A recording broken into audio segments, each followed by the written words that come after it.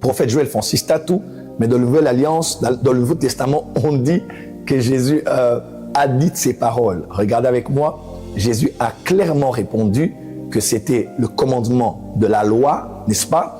Et il a dit de ces deux commandements dépendent la loi et les prophètes. Alors, rappelez-vous très bien, enfants de Dieu, qu'il est très important de mettre les choses dans ce qu'on appelle en anglais timeline, c'est-à-dire timeline.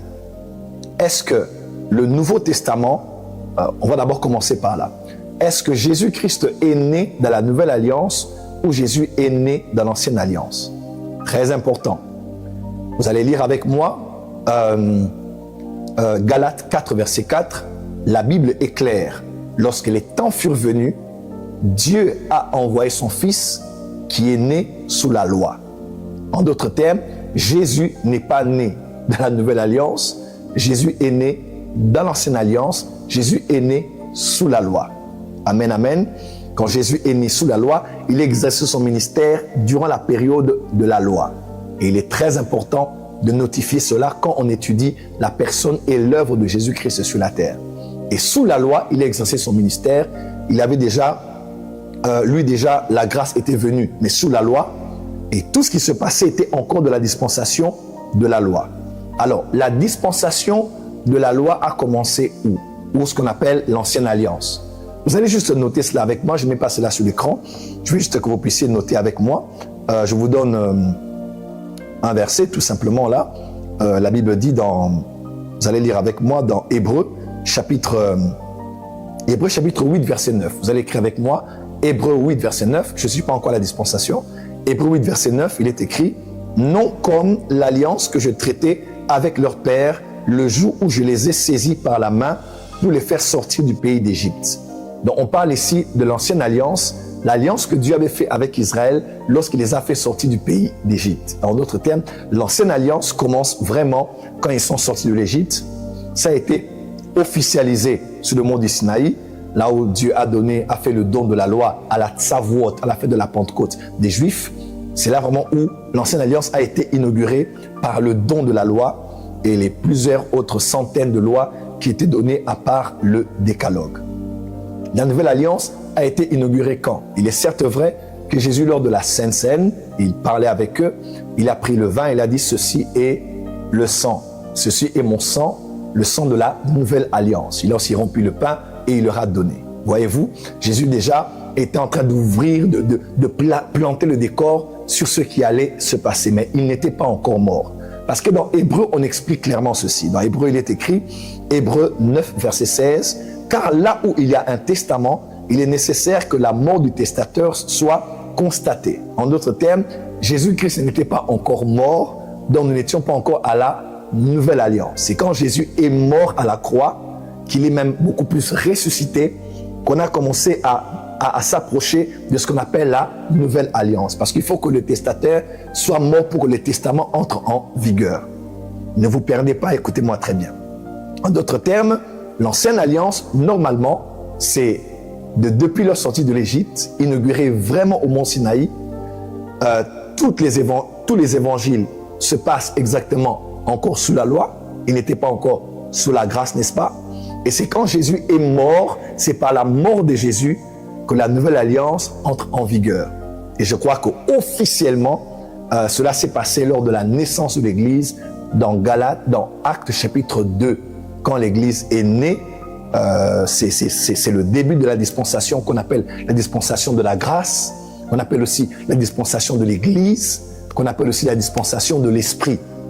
Alors, le Nouveau Testament, normalement, la Nouvelle Alliance, normalement, devrait commencer dans Actes des Apôtres jusqu'à la fin.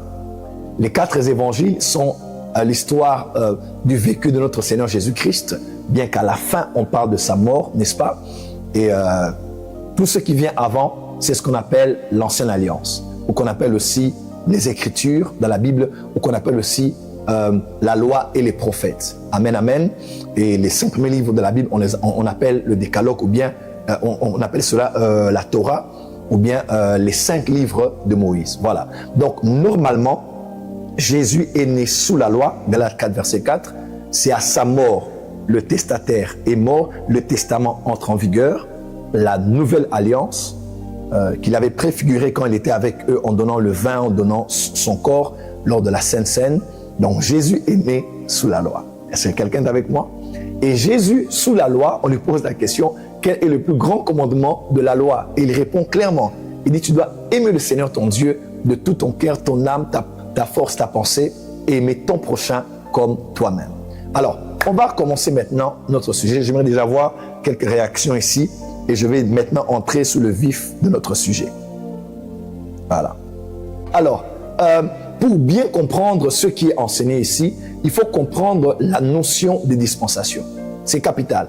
Si vous ne comprenez pas les dispensations, vous n'allez rien comprendre à la différence que nous faisons entre l'amour de Dieu dans l'Ancienne Alliance et l'amour de Dieu de la Nouvelle Alliance. Allez, on va lire avec vous ce que veut dire une dispensation. Voilà, une dispensation veut dire tout simplement, que veut dire une dispensation?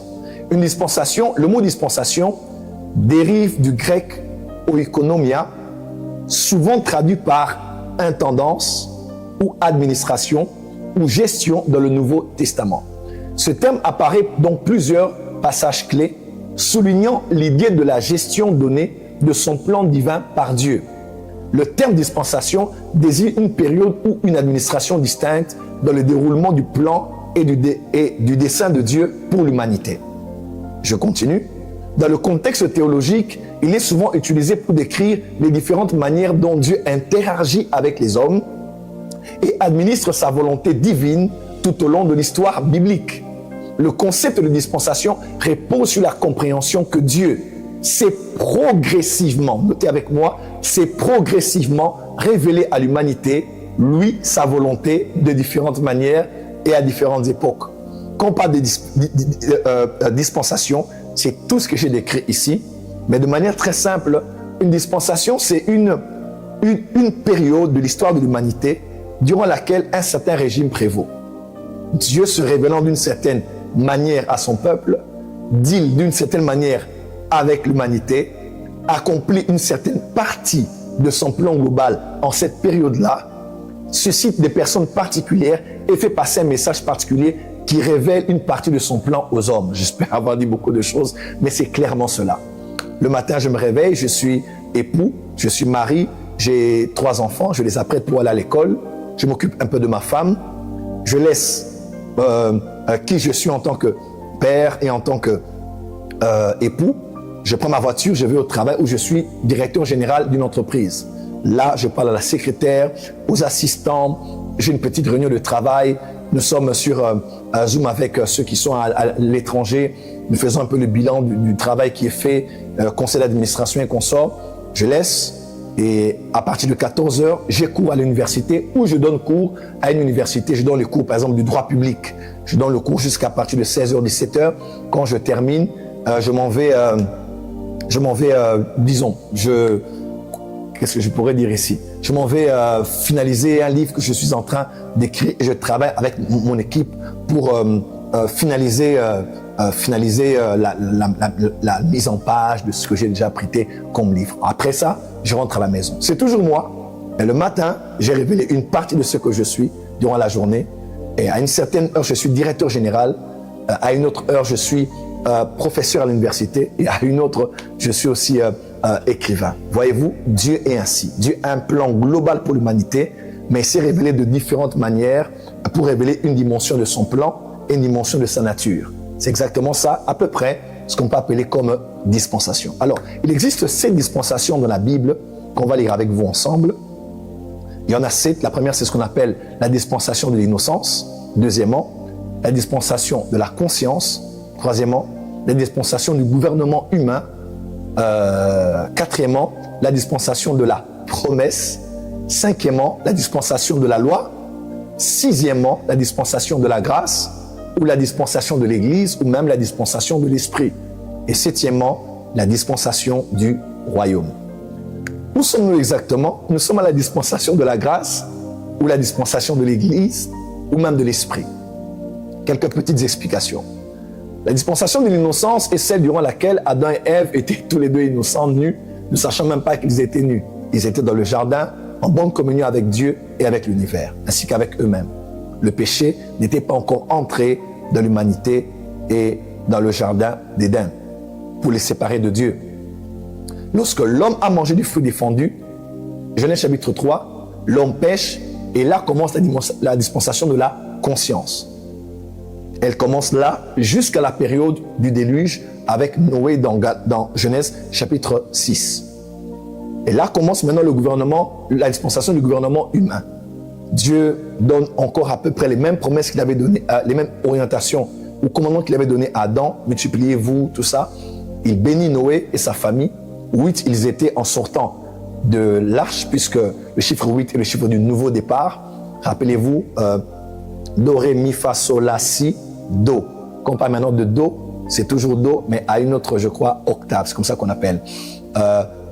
Du lundi au dimanche, c'est 7 jours. Et le lundi qui suit, c'est le 8e jour. Parce que le 8e, c'est le premier jour d'un nouveau cycle de 7. C'est exactement ça.